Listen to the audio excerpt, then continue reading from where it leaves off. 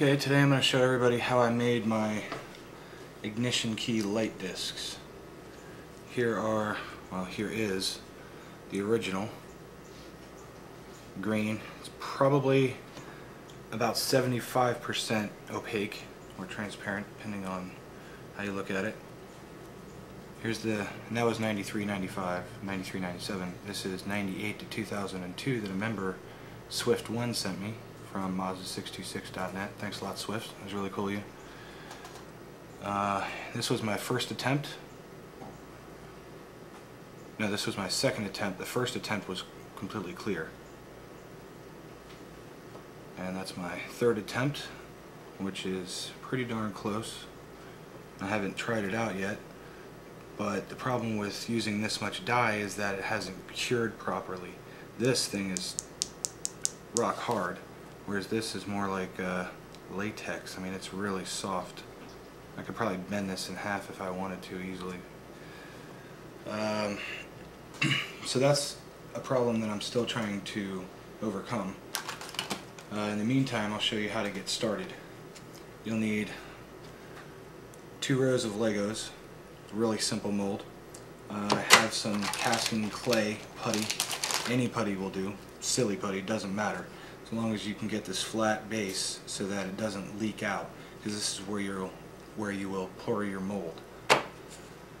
I have some silicone rubber mold, 10:1 mix ratio from Elusifex on eBay.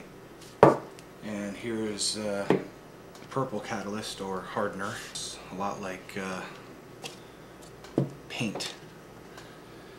And it takes forever to slowly pour out.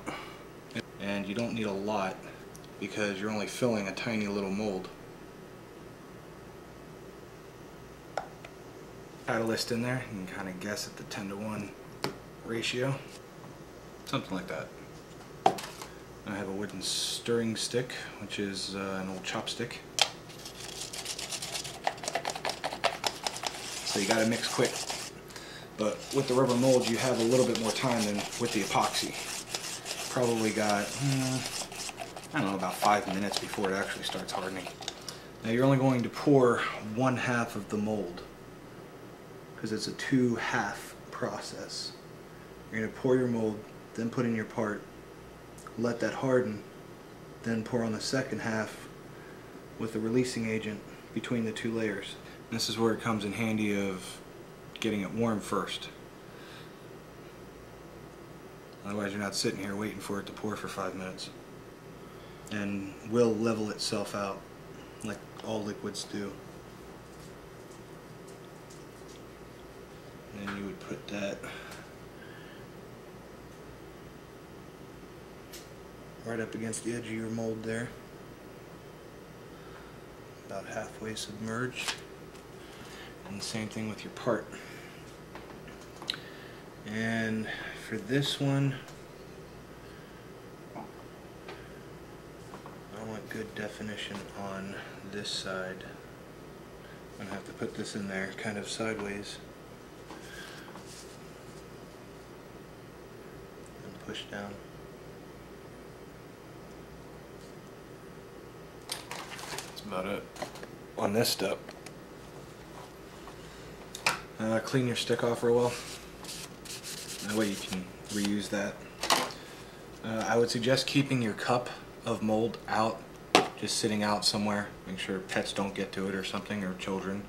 But this way it's a good indication of when your mold is dry, because you're not going to be afraid of messing with this with your fingers than messing with that. The same thing goes when you do the epoxy step. Always keep your cups out with your stuff in it. Okay, our mold's set up in the cup. That's all rubbery. That's rubbery. Next step, get out a jar of Vaseline, Q-tip.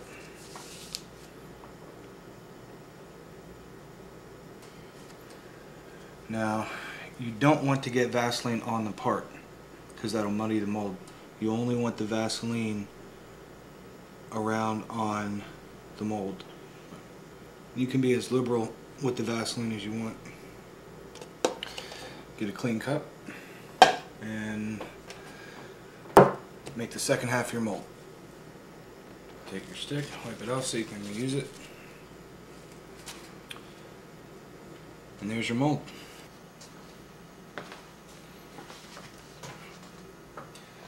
Okay, our mold is dry or cured. That's what the bottom of the putty looks like. And the putty that I have is a moldable heat activated putty. If you put it on the Legos, it actually starts chewing through the Legos a little bit. Somewhat like an acid. So, the really nice thing about using Legos is that you can easily break apart the outer mold. Just 2 on the outer. And hopefully if everything is cured fully inside, and looks like it is. And that's the mold. And because I used Vaseline between the separation layers, it should just come right apart with a fingernail, right in between the layers. Oh, that corner stuck a little bit.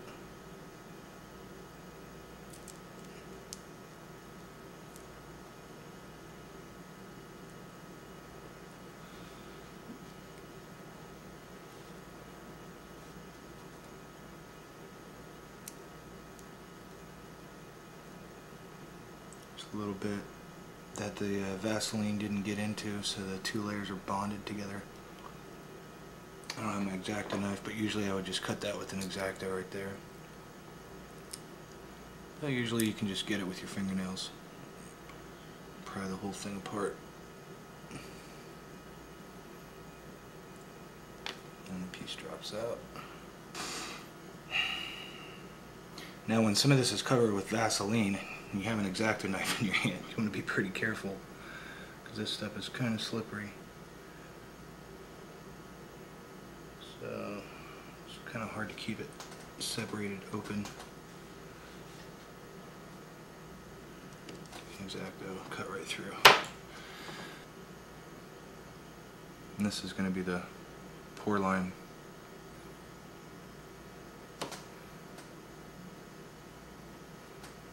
Not perfect.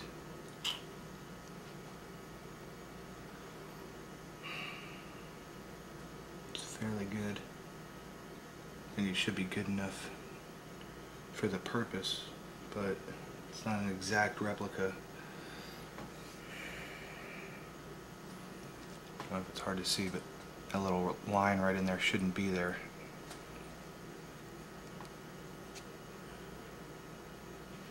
Should be a perfect circle. It's not quite. It's because I pushed down.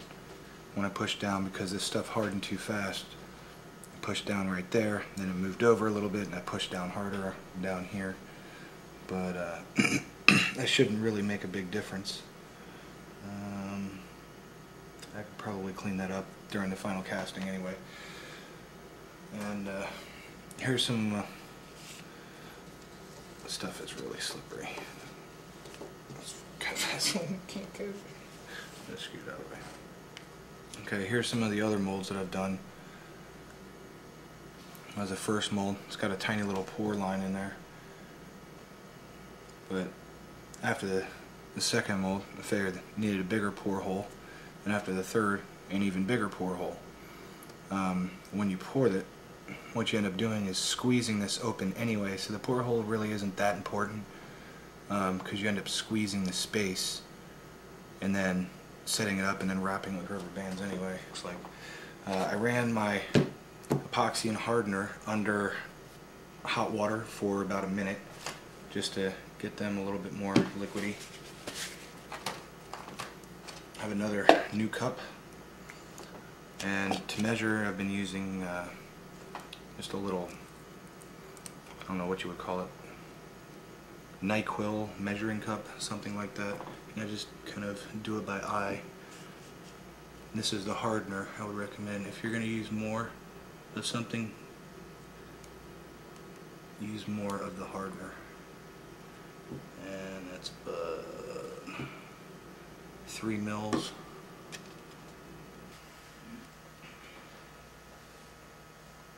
Now as soon as you mix this stuff, it's going to start hardening.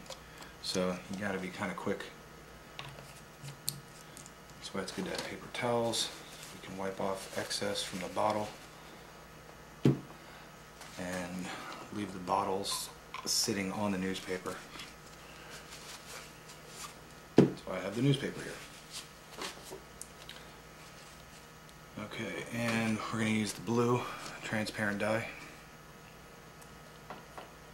Transparent resin dye. Now the last time I think I used 20 drops. 5. Let's go with 25 this time and we'll see how that turns out. So I want it a little bit darker. I don't think that it's dark enough.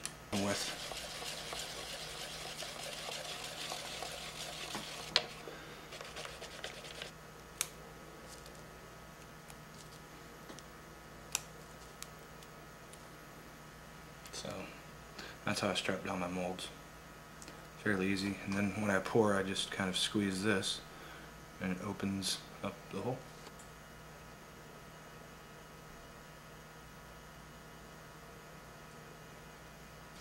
And as you can see, it doesn't take a lot. It sucks them back in. Try and get it in there. Make sure that it's all in the mold and you're fairly certain. Then you can take that, grab the excess. This is epoxy, so get it on your hands to get it off, and then go wash your hands. Usually wrap it in a paper towel. Okay, silly trick, but one of the reasons for cutting that hole isn't just a pour hole, it's also an air hole to allow bubbles to escape up into the top mold or out. If you don't have an air hole, you're going to get a large air bubble at the very top of wherever your mold was. So in order to get the air out, it's another reason why I use this, because this is actually the final step. I have a back massager. Anything that vibrates will do, ladies, hint hint. A sander, mouth sander, probably not an orbital sander unless you just use the head, but something like that. While you're doing this, those microscopic bubbles and the force of this vibration will actually make them spin. They will spiral, and I'm not kidding you, it's a mesmerizing and fascinating thing to stare at. It looks like a tiny miniature little galaxy. It's really cool. Now how long to do this, I don't know. I usually do this for like 5-10 minutes, something like that. 15. Kind of depends on what else I have to do. If I have nothing else to do, I'll sit here for 15 to 20 minutes just staring in there and seeing if I can see any of those bubbles. I'll tell you, that was a fascinating effect. Simply from a vibration, you could see a spiral, which kind of made me rethink the entire universe. It was awesome. I still haven't figured it out, but I'm sure the answer is in there somewhere. Simple vibrations cause spirals. So just let that sit for 24, 48, 36 hours, however long it takes, and then you should be good. Then you can pop that sucker right in your car. And voila, you have a colored light disc. It is that simple. You just need the materials and time and effort to figure out the 20 wrong ways not to do it. Now that you know the right way to do it, enjoy, have fun. Color your light discs.